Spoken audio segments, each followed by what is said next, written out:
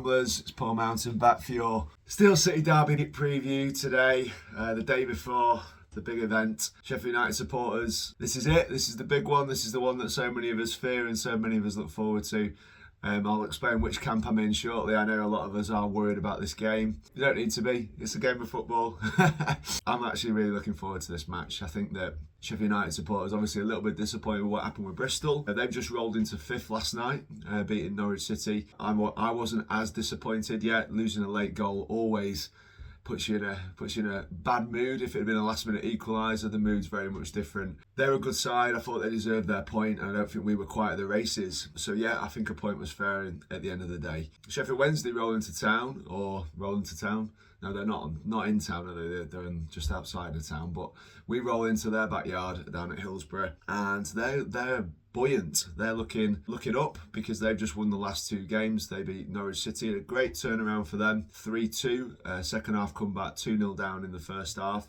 Danny Roll earning his money again, making a few changes at half time, and then coming back to win 3-2. I had a little look at the highlights. Some highly dubious defending from Norwich City, it has to be said, but full credit and showing a lot of character to come back in that game, and you can't say anything else really. They beat Plymouth 3-0 comprehensively before that, so they're rocking into town feeling confident, feeling like they can do something. The last 5 results don't look as pretty as that. So they lost at home to Sunderland 2-1. They got smashed at Burnley, that was a 4-0 defeat, and they also lost at home to Coventry. So they've been losing some games around those sides at the top, and is that going to be the thing that damages their promotion or playoff aspirations? Because they're still not quite out of it. Yeah, they sit in 11th position, only 6 points off West Brom in 6th place. So definitely still not out of this by any means. There are a number of sides looking for those last 2 slots. We think the top 4 have almost got the monopoly on that, and we think that there's probably 2 from about 7 or 8 teams, and Wednesday's still part of that.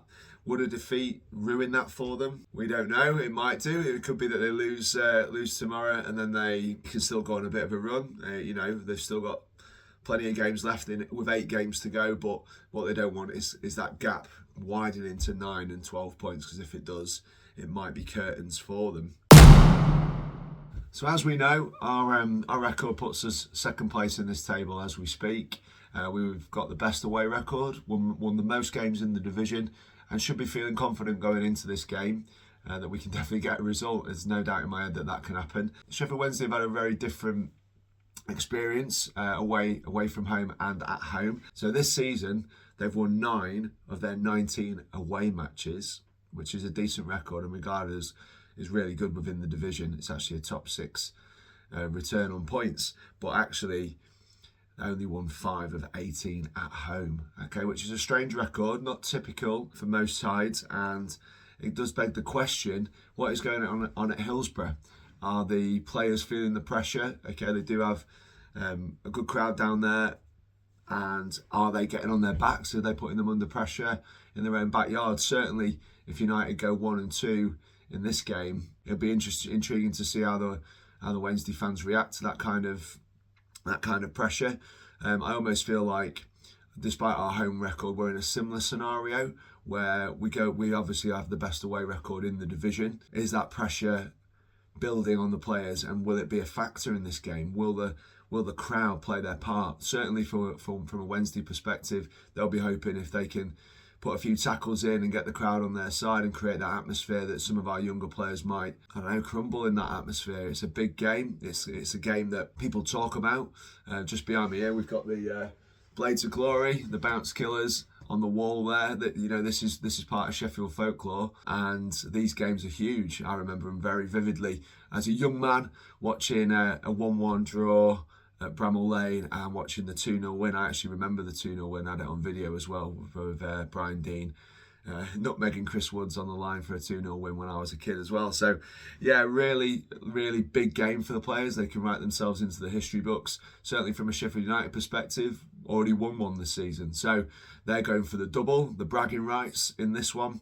Wednesday looking to equalise by trying to derail our promotion bid and us likewise derailing their playoff bid. Because so there is quite a lot riding on the game other than local pride. What's at stake for Sheffield United is huge, and I'm sure the Wednesdayites will take massive pleasure if they can take any points away from this game and stop Sheffield United from winning. Because let's face it, Sheffield United have accrued 77 points this season, 79 if you don't count the -2. Wednesday on 51. That's a big gap, and it shows where the gap has been this season in terms of return of points, with the Blades winning 24 of their games and Wednesday winning 14. So there is a big difference in that. And the leveller could be the crowd and the occasion for Sheffield Wednesday. They'll be hoping that they'll be feeding off that crowd, feeding off the fact that it's a pressure game, and they'll be trying to put it into those 50-50 scenarios where they can win most things in that. So we've got to go out with a team that is prepared for that and prepared to battle. That may dictate the choices on the team sheet. So lots and lots of mind games going on, I believe, from Wilder. I don't think he likes to be too honest with the press nowadays when it comes to team selection. We had that thing not that long ago where he was quite annoyed about teams getting leaked, and now I believe that those cards are firmly held to his chest. When it comes to telling us about injuries, I don't always know what to believe. He's thrown us a few red herrings this season, and that's fine, because if it keeps the opposition team guessing, then it's any tactical advantage can come our way. So we don't know who's fit for this. I'm going to tell you what I think about our team and where we are in terms of the fitness of some of our players. But let's go through the Wednesday team first. So Beadle in goal. I think he's been decent for them this season. Last game he played, he does concede a lot of goals. Sheffield Wednesday, typically there are 3 goals in each of their matches. So quite an entertaining watch, I suppose. Maybe not if you're losing 3-0, maybe more so if you're winning 3-0. But yeah, 3 goals is their average across the season. Right back, they've got Paul Valentin, Michael Ahikwe.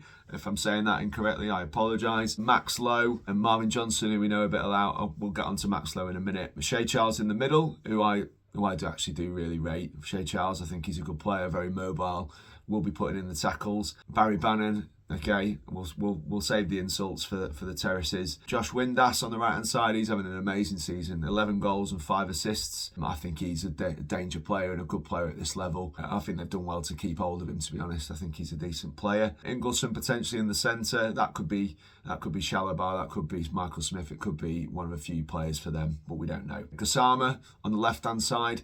I rate Gassama. I think he's got wiry pace that causes teams problems. He's got 6 goals this season, and probably Callum Patterson, who scored a few goals recently, up top for Sheffield Wednesday. You've also got Liam Palmer and Iorfa, who could drop into at any point in this team. There's no point me guessing, because I don't know enough about what they want to do, but I think some of their, as Chris Wilder described him, as one of their main players being Shea Charles. There was a rumour that Wilder did comment on in the pre-match presser about Shea Charles and a conversation about him possibly coming to Bramall Lane. He's tied his colours to his chest and said, I'm staying on Wednesday, which is fair enough. I think he's a big player for them, arguably one of the top 2 or 3 players in that team. So he's going to be someone who wants to make an impression, certainly, as he's come out and said that he had no intention of joining Sheffield United. Just to stoke the fire pre-match, along with Danny Roll, giving it a few things about us potentially playing again in the playoffs. I think you get some good odds on that, Danny, down at the bookies at the moment.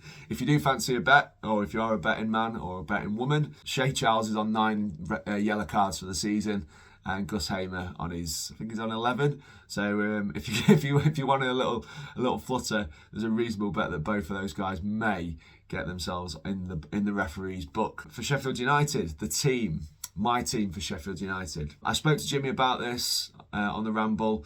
I believe that there is a case for changing the formation. Now, I'm not going to call it the 3-5-2 because I don't think that's how it would line up. What I do think is we'd obviously have Cooper in goal, because that's obvious, best goalkeeper in the division, but in our opinion. And I think he may go with 3, and I think he may go with Robinson, Holding and Ahmed Hodzic, and I'll explain why. I think that they, with Ahikwe, if that's how you say it, and Patterson and Charles, they have a little bit of an aerial threat that I would really, really like us to, has been a little bit of a weakness for us. I think in the air we've been a little bit weak. I think Holding gives us another good header of the ball, and because a lot of the goals that I've seen recently for Sheffield Wednesday are balls into the box, and so positioning and having that extra man in there may help us out. And I think having that extra cover with the wide men, I think for us, getting the best out of Harrison Burrows and Femi Siriki could be a big factor. And I think they're better as wing backs. And certainly in this game, they could come back and help covering for Gassama and Windass and give us something going forward. Burrows' final ball, Siriki pace to burn on that right-hand side, maybe giving us a little bit more width. With Hamer and Peck in the middle, I don't think the Chowdhury and Peck experiment worked very well. Wilder's even been vocal about how it didn't work, so I'd like to see us do that. In attack, I think we might go with a one behind in O'Hare potentially, or a three-prong when we're in the press. And I'd like to see Tyrese Campbell, our main danger man this season, with Brereton Diaz in the forward line for this game, with O'Hare maybe just buzzing around in behind, giving us that press, giving us that energy and that understanding with those threaded balls with Hamer, being a little bit deeper and dictating play a little bit more, getting on the ball and giving us those progressive passes through the thirds could be the key to this. I've been watching the goals that Sheffield Wednesday have conceded recently. There's a lot of passes in and around the box from midfield into the forwards. Diaz and Campbell fit that mould perfectly for me. Now, let's not discredit what they've got going forward as well. I do believe that Holding with Ahmed Hodzic and Robinson either side does counteract some of their main threats in Windass and Patterson, who have been doing well this season and scored goals. Okay, so 16 goals between them is no mean feat. They think they've done fairly well. So I just want us to go out there and tactically match up a little bit and possibly change. If Wilder decides to stick to his guns, I think he may go for Chowdhury at right back, and I'd like him to do that because I think Siriki has shown a little bit of defensive frailty at this point in time. I'd like him to go with Holding now. He came on the other night and showed a lot of class, understanding of the game, positioning. He came across the cover for Robinson on a couple of occasions. Robinson's behaviour is questionable, and certainly in this environment you may say we don't want him out there simply because he might be the best chance of a red card. We don't know. I don't want to discredit Robinson because I still think he's contributed really well to a big season for us, but I think Holding has certainly staked his claim to say, I'm a class above here, I've been playing in the Premier League, he's used to the big game occasion, I'd like to see him in there. So I think it would be tragic at right back if he went to 4. Also, again, I'd like to see Hamer in the partnership with Peck in the centre. That would be my combination because I think it proved the other night when he was threading those balls through that he can do that job really, really well. And then O'Hare, Diaz potentially on the left-hand side with Raksaki on the right. I don't know if this is a game for Raksaki or, as some people have said, Siriki on the right-hand side. Maybe he is the man to step forward in this occasion and maybe frighten them a little bit and stretch them backwards, because I think one thing that we recognised putting Kiefer Moore on as a lone striker the other day was we didn't really have a stretch at the top of the pitch. Now Siriki, if we play him on the right hand side with Chowdhury behind, is that an option for us? Well, we'll wait and see. I think Raksaki's still got something to prove to us as supporters. I think he shows glimpses of ability, but there's something more for him to show us, I believe, considering his reputation. The mouth-watering prospect of having Campbell up against Max Lowe. Now, as Blades, I know there's a lot of arguments about this, but we do not rate Max Lowe as a player. I think Tyrese could get in behind him quite easily and could put him under a lot of pressure. He panics for me, and he's not the quality required for Sheffield Wednesday to mount a playoff challenge. That's just my opinion. Okay, you may argue different. I haven't been watching every game this season. He may be doing well. He's a nice kid. He made the crossover. You can't expect to get a very nice reception from the Blades fans, so we'll wait and see how that pans out. One thing I do want to say about this game, though, Unitedites, is I'd like you to try and enjoy this game. I'm really looking forward to the game. I know a lot of us fear the outcome and what the banter might be afterwards, but also it's a good chance for Sheffield United to do the double, and I want you to think about it as if we've already won one of these games this season. I know Sheffield Wednesday fans would love to derail our promotion charge or our title charge as it stands at the moment. These are the games that we wanted. Okay, when we're not in the same division, I think there's something missing. I think Sheffield football needs this. It's a showcase event. Tyrese Campbell, he put the ball in the net, didn't he, without the swearing? And I think he's in good position if he can get on the shoulder of Max Lowe to do that again. I think United have to defend properly from set plays. The ball's into the box. They've got a long throw as well that goes into the box. That is why I'm plumbing for the 3 centre-halves, because I think we just need a little bit more presence in the air that perhaps Hamza Chowdhury does not give us. Tom Cannon, Kiefer Moore, Brooks on the bench for me with Raksaki and Chowdhury makes a really, really strong bench at this level. And I'd really like us to think about this in a positive way, Blades, because if the game plays out as form has taken us, as the league has taken us so far, then Sheffield United are big favourites to win this game.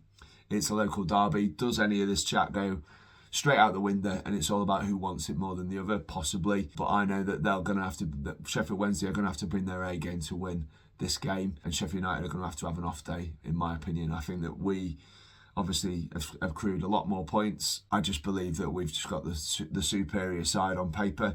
They have got threats in Gassama and Windass. I think they're their primary threats, and Shea Charles is a good player too. Patterson's good for a goal. So I think there is things, but that back four can certainly be got at, and United have to take the game to them nice and early, quieten down the crowd, because what I don't want is them getting gobbled up by any atmosphere down at Hillsborough. An early goal for Wednesday, and I'll be looking at our players and saying to them, what have you got?